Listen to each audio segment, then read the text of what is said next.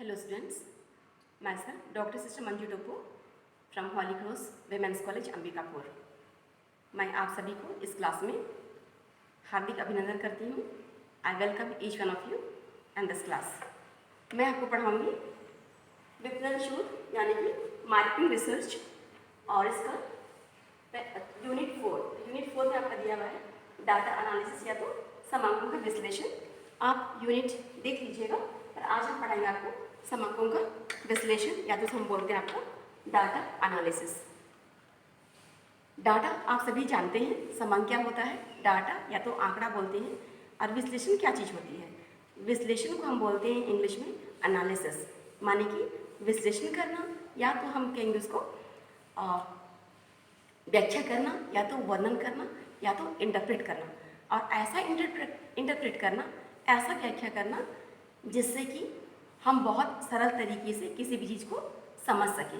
तो यहाँ हमारे पास जो डाटा रहेगा उसको हम ऐसे विश्लेषण करेंगे, ऐसे हम उसको व्याख्या करेंगे या तो इंटरप्रेट करेंगे कि हमको एक निचोड़ मिल जाए, एक अर्थ मिल जाए। तो उसके पहले मैं आपको समझाऊंगी ये डाटा को हम कैसे एनालाइज करेंगे। एनालाइज करने के पहले हमको डाटा की आवश्यकता पड़ती है। चूँकि हम पढ़ रहे हैं आपका विपणन शोध, तो विपणन शोध में हम पढ़ाएंगे आपका विपणन शोध में विपणन से संबंधित जो भी समस्या होती है उनका हम क्या करेंगे, आंकड़ा या तो डाटा या तो तथ्य को हम सबसे पहले आप क्या करते हैं, कलेक्शन करते हैं, समांकों का संग्रहण करते हैं, फिर उसका वर्गीकरण करते हैं, आपका क्लासिफिकेशन करते हैं, फिर उसका टैबुलेशन करते हैं या तो सारणीयन करते हैं।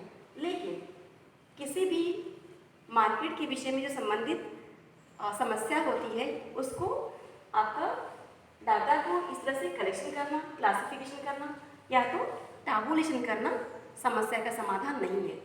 हमको क्या करना है, हमको उन डाटा का विश्लेषण करना है, डाटा का व्याख्या करना है जिससे कि हमको एक निचोड़ मिले, एक रिजल्ट मिले।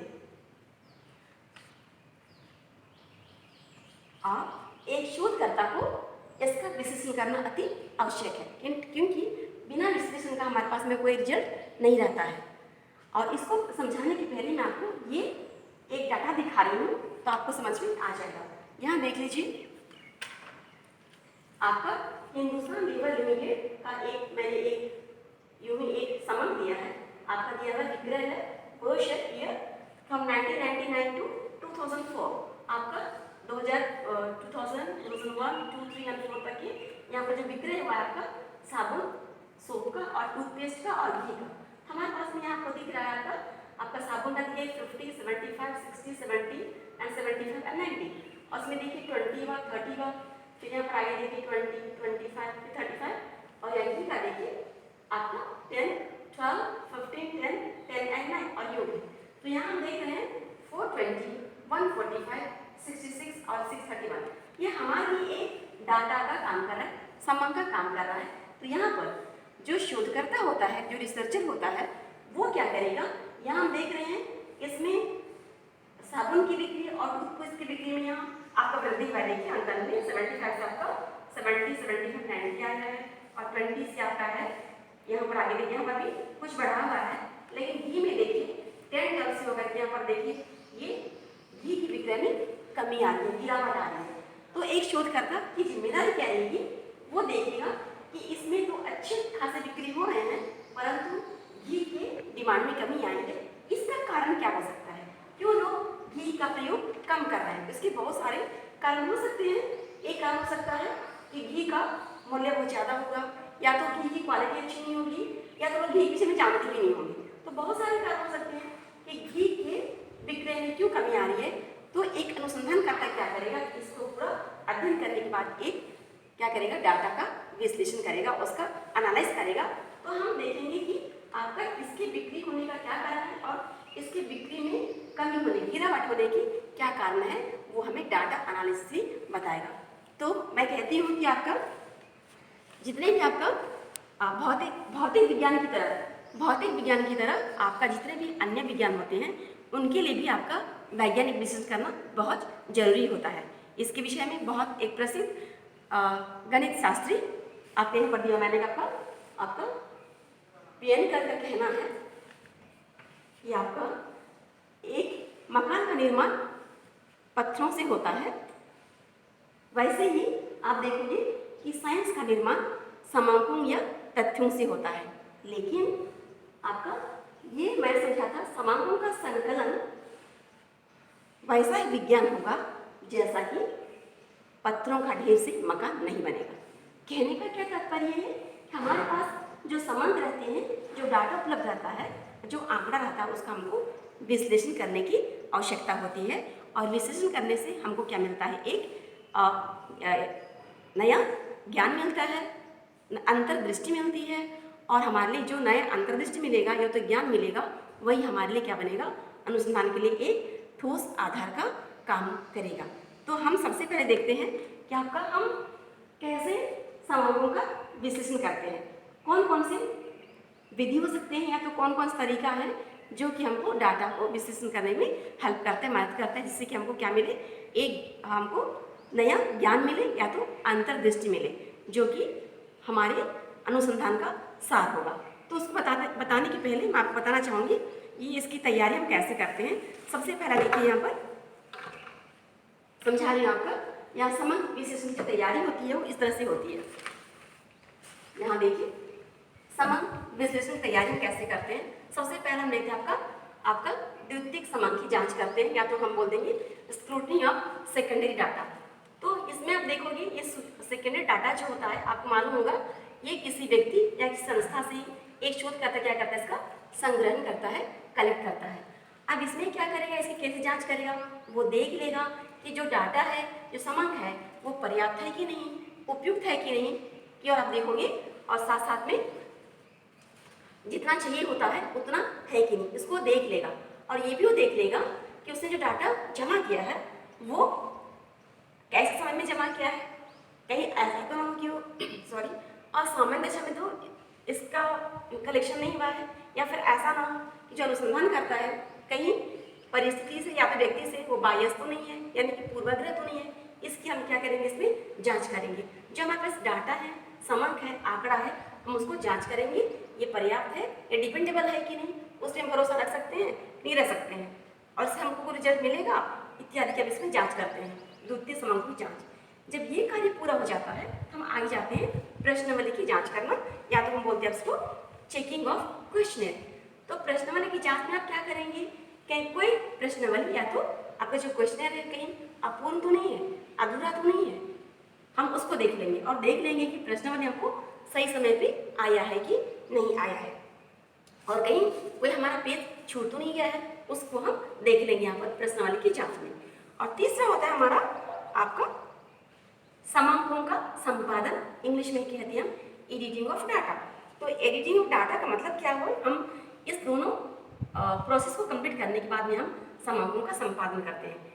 एडिटिंग या तो संपादन का सिंपल अर्थ होता है आपका काट छांट करना, माने इसमें क्या करेक्शन करने की जरूरत होती है।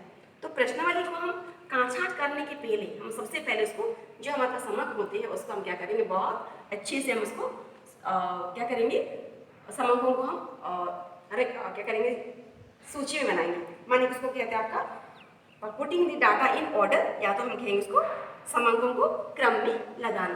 क्रम में लगाने के बाद में हम उसको क्या करेंगे, उत्तरों की जांच करेंगे, जो हमको आंसर मिला है उसको जांच करेंगे, कहीं कॉलम में गलती तो नहीं हुई है, कोई त्रुटि तो नहीं हुई है, और कोई सा कॉलम की खाली तो नहीं पड़ गया है ना, इत्यादि की हम जांच करेंगे। और साथ साथ में हमारे पास कहीं जो हम एडिटिंग कर रहे हैं उसमें जो योग किए हैं प्रश्नावली का, वो कहीं गलत तो नहीं आया है।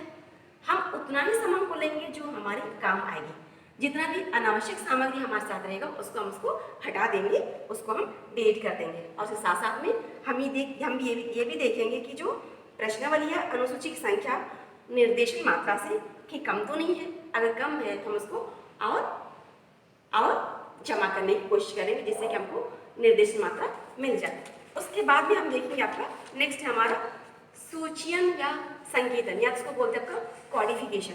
तो कोडिफिकेशन क्या होता है, कोडिफिकेशन में माने कि आप देखोगे हमारे पास बहुत सारे समंक होते हैं, उसको बिल्कुल छोटा रूप करना या तो ऐसे करना जिसको हम आराम से समझ सकें। हम क्या करते हैं, इसको एक सांकेतिक भाषा में कन्वर्ट करते हैं, या तो सिंबल के रूप में उसको हम दिखाते हैं। जिस एग्जाम्पल के लिए मैं बताती हूँ, अगर मान लेते हैं कि हम छत्तीसगढ़ के जितने भी कॉलेज हैं उसमें जो बॉयज़ एंड गर्ल्स अध्ययन करते हैं, हम उनमें जानना चाहेंगे कि कितने बॉयज़ एंड गर्ल्स पढ़ाई के अलावा कल्चरल प्रोग्राम में भाग लेना पसंद करते हैं। तो हम उसको क्या करेंगे, शोध करना चाहेंगे। तो कोई भी एक जो उनसे जो क्वेश्चन तैयारी करेगा, तो हमारे पास में इतने सारे कॉलेजेस हैं, हम देखेंगे उसको हम कैसे कोडिंग करेंगे। तो कोडिफिकेशन हम क्या करेंगे, बॉयज़ और गर्ल्स के लिए हम क्या करेंगे, अलग सांकेतिक नाम दे सकते हैं। जैसा मैं बोलती हूँ 1 2 3 4 या फिर ABCD।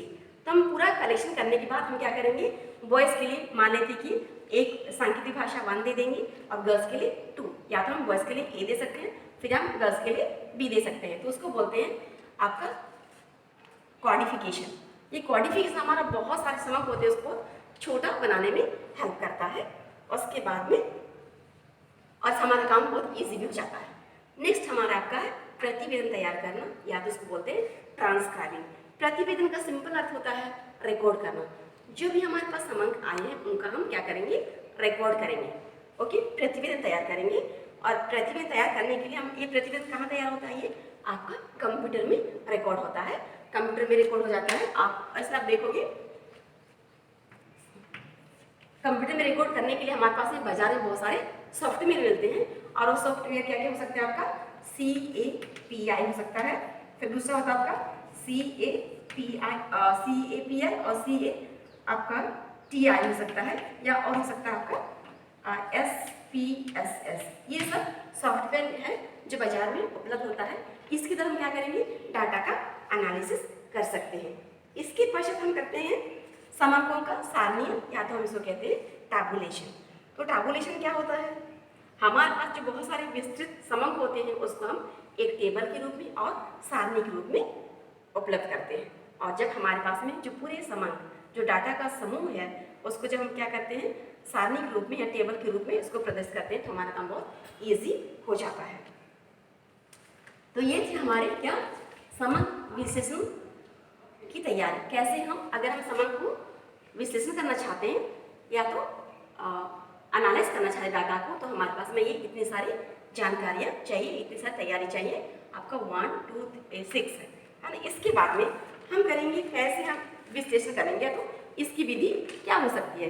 इसकी विधि होती है आपका समक की विश्लेषण विधि। मैंने समझा रहा था आपका, जितने बड़ी आपका विशाल समकों के लक्षणों को कम से कम या तो बिल्कुल सारांश रूप में प्रदर्शित करना हमारा क्या होगा, डाटा का विश्लेषण करना कहलाएगा। और इससे हमको क्या मिलता है, एक निष्कर्ष मिलता है, एक निचोड़ मिलता है, एक सिद्धांत मिलता है ना। तो उसके लिए हम क्या करेंगे, हमारे पास जो विधि है वो हम इसको समझाना चाहते हैं थोड़ा सा।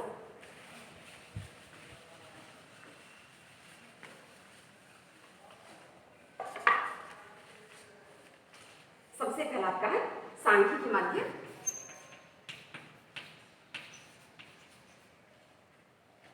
सांख्यिकी माध्य इंग्लिश में सांख्यिकी माध्य, या फिर उसको बोलते हैं स्टैटिस्टिकल एवरेज। मैं इंग्लिश में लिख रही हूँ स्टैटिस्टिकल एवरेज बोलते हैं इसको, एवरेज। इसको हिंदी में बोलते हैं आपका सांख्यिकी माध्य। और दूसरा होता है आपका,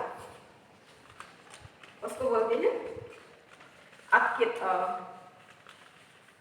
अपकिरण या तो विषमता। इसको बोलते हैं आपका अपकिरण या तो विषमता, या तो विषमता। इसको हम बोलते हैं इंग्लिश में हम बोलते हैं आपका डिस्पर्शन और स्क्वीनेस। डिस्पर्शन और स्क्वीनेस।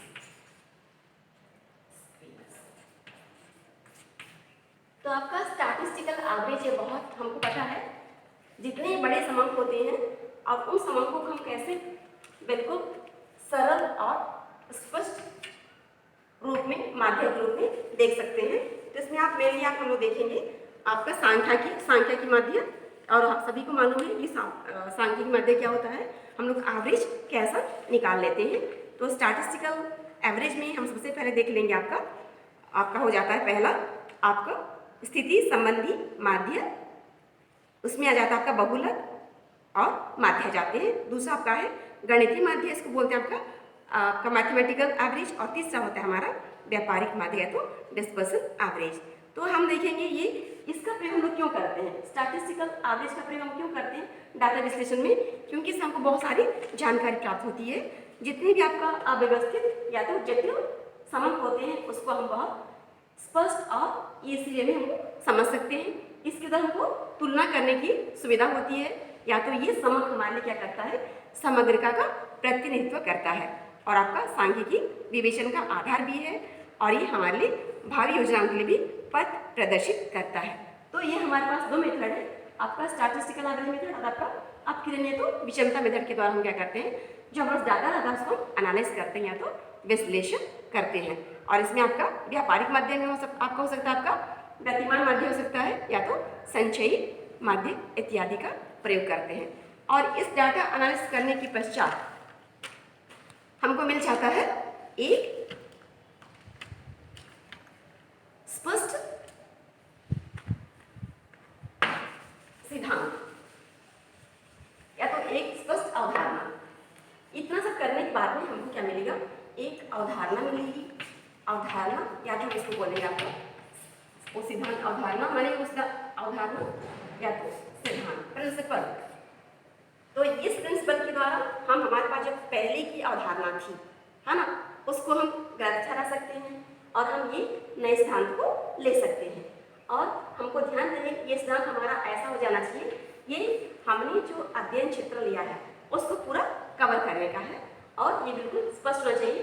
अब हम बोलेंगे जब तक हमारे पास सिद्धांत नहीं है, आपके इतना डाटा एनालिसिस करने के पश्चात जब तक हमारे पास में कोई सिद्धांत का प्रतिपादन नहीं होता है, हमारे पास जो स्पष्ट निष्कर्ष नहीं निकालता है, तब तक हम ये नहीं बोलेंगे कि हमारा जो विश्लेषण था या तो समग्र का विश्लेषण था वो बहुत सक्सेसफुल रहा है ना। हमारा सिद्धांत ही बताएगा कि हमारा आपका डाटा का एनालिसिस करना कितना सक्सेसफुल था, कितना उपयोगी था। आज के लिए हम इतना ही पढ़ेंगे, बाकी क्लास हम इसके बाद वाले क्लास में पढ़ा दूँगी।